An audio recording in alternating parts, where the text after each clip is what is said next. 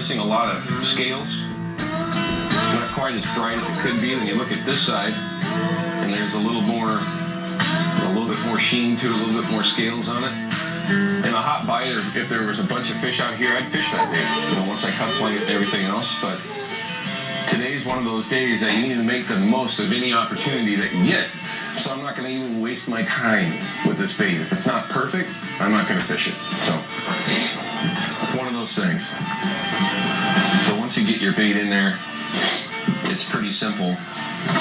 This is the gilly box, kind of the standard really. But I'm just going to try to make a nice clean cut. The Bubba blade is as sharp as it gets. Don't get your finger anywhere near here. And it's actually a really good idea when you're cutting your herring to try to use a blade that's obviously really sharp, but don't do any hacking. You're going to screw up the front edge of it. So in the end, you're just trying to make one clean cut all the way through and end up with a nice even cut here.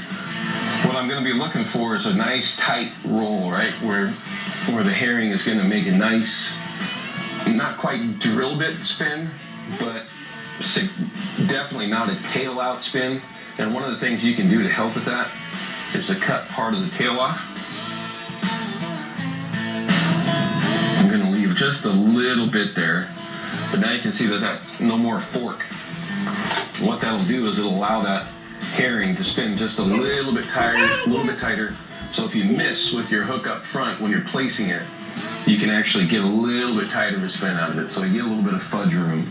But here's the here's the test. Do I remember how to get the hooks right? We'll see. So this is pretty simple.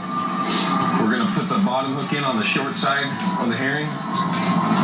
Pop it loose. Oh, we're on the Columbia. What's the rule on the Columbia? Barbless. Make sure you pinch your barbs down, and I have yet to do that, so I'm going to do it now. Kind of work that through nicely. Now here's the hard part.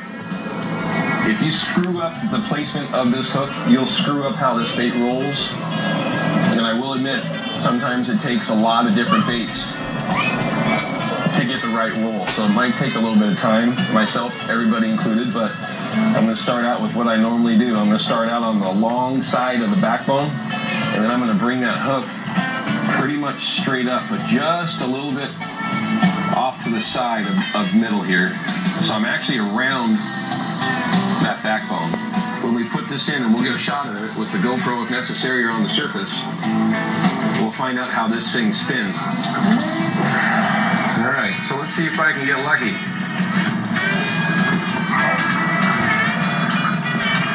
All right, so take a look at that bait. Ooh. All right, look at that one. That's absolutely perfect. I would call that perfect. There are very good odds that bait, if I ran into a fish, is going to get bit. It's so beautiful out there. Look at that spin. I would totally like that. You would. I would totally like, oh, that's good.